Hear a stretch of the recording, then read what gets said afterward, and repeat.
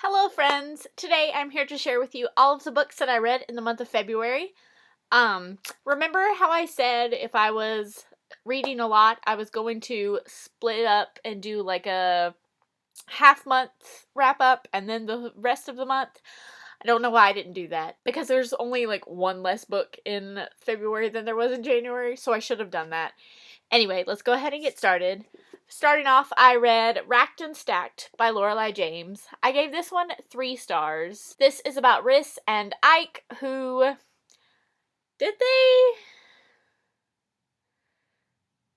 Yeah, they didn't get along at the beginning. So, kind of a hate to love, but they didn't really hate each other for very long. Rhys is a truck driver and she ends up getting injured, and because there's nobody else to take care of her besides a newlywed couple who Ike is friends with, he volunteers to help take care of her.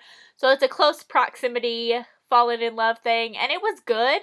It just wasn't my favorite of this Blacktop Cowboy series, so that's why I only gave it 3 stars. Next was Moonlight Sins, a De Vincent novel by Jennifer L. Armentrout. This is about Julia and Lucien? I don't know how to pronounce his name. Julia is hired to be a home health nurse for I'm gonna say Lucian's sick sister. Again, close proximity. They kind of start to have feelings for each other, and then there was this whole mystery thing that just kind of blew my mind, and I'm still not 100% sure what exactly happened.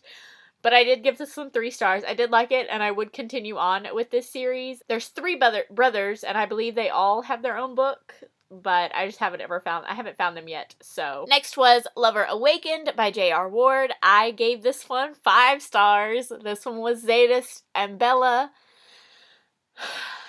And oh my goodness, 5 stars. Just 5 stars. Next was Trouble by Adriana Locke. This is book 3 in the Dogwood Lane series. This is about Penn and Avery. Avery just moved to Dogwood Lane where her aunt has lived, and she and Penn kind of had a one-night stand when she visited as a teenager, and didn't have anything to do with each other after that. And she remembers and he does not remember. So that was kind of awkward. I did really like this one. I ended up giving it 4 stars. Next, I read Dr. Dearest by R.S. Gray. I rated this one 4 stars. This one is Connor and Natalie, and they are both surgeons, but they're at like different levels of being a surgeon. If you watch Grey's Anatomy, you know what that means. But Connor is Natalie's brother's best friend, and her brother, who I believe was also a surgeon, he's going to be like a traveling doctor or something like that. So Connor moves into the house with Natalie to keep an eye on things, and close proximity. But this wasn't just like an out of the blue feelings thing. Like, they both pretty much went into this knowing, hey, I have a crush on this person. So I really liked that it wasn't just kind of like out of the blue and crazy, but this was another very solid rom-com from R.S. Gray, and I highly recommend it. Then I continued the Blacktop Cowboy series and read Spun Out by Lorelei James. I gave this one 4 stars. This one is Bailey and Streeter. Bailey has just recently come home from the military, and Streeter is a single father, and this was just so good. I don't know, like, I don't want to spoil too much about it. I did finish reading this during my Contemporary-a-thon vlog, so there is that if you want to go check it out. But yes, I think this one has probably been my favorite of this. I think this one has probably been my favorite of this series so far. Then I got to The Right Swipe by Alicia Rai. Again, this was a Contemporary-a-thon read. I rated this one at 4 stars. Again, my full thoughts are on that vlog. This is about Rhiannon and Samson, and they had a one-night stand, and then he ended up ghosting her at their plans that they made, like, for later. And she has not let it go at all. And then they run into each other again at a work event because he is the spokesperson for the dating website that Rhiannon is trying to merge into her company. And I did really like this one, but there were just some things that I thought could have been a little bit more fleshed out that weren't. So that is why I gave it 4 stars. Then I read Stone Hearts by Amber Kelly. This is book 2 in the Poplar Falls series. I ended up giving this one 3 stars. This is about Dallas and Meyer, and Dallas is a single mother, and Meyer is her brother's best friend. And this was not one where I felt like they had a connection at all. I felt like he liked her, and then all of a sudden she was just like, oh, people are telling me I like him? Okay, I like him.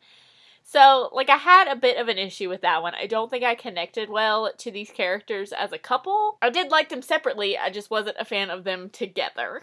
Then I got to Say You Want Me by Corinne Michaels. This is book 2 in... what's it called? The Return to Me series. I gave this one 5 stars. I absolutely loved this book. This is about Angie and Wyatt, who they kind of hooked up at the end of the first book, and then here in this one, Angie has found out that she is pregnant and agrees to move to Bell Buckle to spend time with him because he thinks that they're meant to be together, even though she's not so sure about it. And yes, this one, it made me so happy, and then it broke my heart a little bit, and then it patched it up as well as could be expected with the situation. No spoilers, but yes, I gave this one 5 stars. I already read the first one. I read the first one in January, and I have already pre-ordered this entire series, and I think one more series from Corinne Michaels at a Polycon to pick up. So, super excited about that. Then I got to The Player and the Pixie by L.H. Cosway and Penny Reed. This is book 2 in the Rugby series. I don't know if it has a name. I just call it the Rugby series. I gave this one 3 stars. This one was not my favorite. This one is about Lucy and Sean. Lucy is the younger sister of the hero from book 1, and Sean is his, like, arch nemesis. And I felt like a lot of the book, it was just him trying to, like, one-up her brother. And, yeah, I don't know. Something about this one just didn't work for me. It was funny, but just something about the relationship wasn't there for me. Then I read Lover Revealed by J.R. Ward, book 4. Book 4 in the Black Dagger Brotherhood series. Again, I gave this one 5 stars. This was Butch. Thank God. Finally, I thought I was going to have to wait so much further for Butch's book, but it was only number 4, which was amazing, actually. So yes, Butch and Marissa, love them. Love them. Next, I read Wild at Heart by K.A. Tucker. I rated this one 4 stars. This was the sequel to The Simple Wild, so it was a continuation of Jonah and Callow's story. And I really liked it, actually. I know a lot of people didn't, but I thought it was a good continuation for them. Then I read Till Death by Jennifer L. Armentrout. I rated this one 3 stars. This one is about Sasha, who has returned to her hometown. I think she had been gone for like 10 or 12 years, something like that.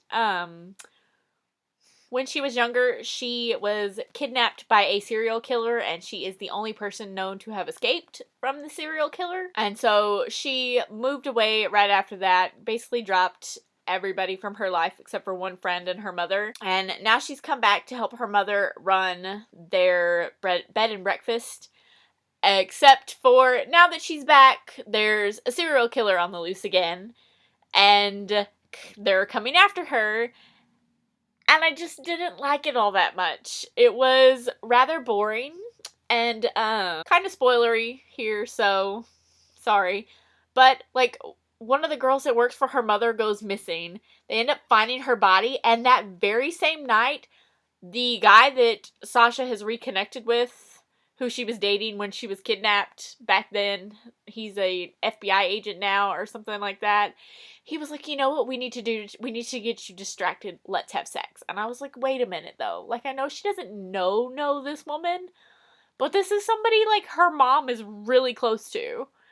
And it just seemed out of place to me. Then I read More Than We Can Tell by Bridget Kemmer. This is book 2 in, I don't know what the series is called. The first one was Letters to the Lost. This one is about Rev and Emma, who go to the same school but are not, like, close friends or anything. They end up meeting when they're both kind of running away from things, and then they kind of start to become, like, secret friends, but they're not really, like, keeping it a secret. but like they are, I don't know how to describe it. If you like YA contemporary at all, you need to read Bridget Kimmer's Letters to the Lost and then this one, because her writing is so beautiful. And like this one, Rev's parents, he was adopted when he was younger, and his parents are the best. The best. Yeah. Then I read The Cad and the Coed. Is it Cad? C-A-D? I don't know. Again, by L.H. Causeway and Penny Reed. This is book 3 in the Rugby series. This one is about Brian and Eilish is how I'm pronouncing her name. They hooked up at a wedding previously. I believe it was 5 years before this story takes place. And Eilish ended up pregnant, but she never told Brian because he was not the best. He had an addiction issue, and he was just dealing with a lot of things. So now they are working for the same rugby team. She's a physical therapist for the team that he plays on. They are starting to get close again and are kind of sort of working their way to dating when she informs him that they have a child. And I really like this one. I did give it 4 stars. I felt like this was much more of a compatible couple than the last one. So I think that's why I enjoyed it more. Next, I read A Pizza My Heart by Tegan Hunter. This is Slice book number 1. This is about Foster and Wren, who grew up together in a small, like, beachside community. But then Foster went off to the city and got married, and Wren was kind of devastated because she lost a friend. She doesn't really start to like him until he's come back. But yeah, I gave this one 3 stars. I don't feel like there was much to it. It was good. It was cute, but there wasn't, like, anything amazing about it. Then we have the 3 new releases that all came out during the last week of February, and I read them all. First off was Unforgiven by Jay Crownover. This is book 2 in the Loveless Texas series. This is about Hill and Cody. Cody is the sister of the hero from book 1, and Hill is a Texas Ranger who's come to town to investigate something that happened at the end of book 1. I don't want to spoil it. If you haven't read it, you should. But Hill used to live in the town, and he is really close friends with Cody's brother, and Cody used to be engaged to Hill's brother, who committed suicide in the past, and she kind of blames Hill for not being there, but like, he goes on to explain that, like, he couldn't be there for her during that because it was hard to see her with his brother. And yes, I really liked this one. I liked this one a lot. I did give it 4 stars. I also read Great and Precious Things, which, again, kind of had the same trope thing going on. This is about Camden and Willow has stayed in their small town. And Camden and his brother went off to the military, and only Camden came home. And a lot of people in their small town in Colorado, blame him for his brother's death. Willow was, I don't know if they were engaged or if they were just dating, but she's always been kind of seen as that brother's girl. So Camden can't be around her because he also kind of sees her as his brother's girl, even though his brother has been... I think his brother had been dead for 6 years or something like that. She's been just kind of stuck in their hometown. He ends up going home for family reasons, and this book, I don't even think I gave this book 5 stars. This book was beautiful. I think I liked this one even more than The Last Letter, and I love this cover. This cover is absolutely gorgeous. Finally, I read Disavow by Karina Halley. This is the 3rd and final book in the Dumont series. This is about Pascal, who, if you've read the first 2, has done some really shitty things. And I didn't really know how Karina Halley was going to redeem him. I'm still not 100% sure if she redeemed him as much as I was expecting her to, but she did a little bit. This is Pascal and Gabrielle, who worked for the Dumont family when she was younger, and her mother still does. And Pascal's father was the same way he's been throughout this whole series to her.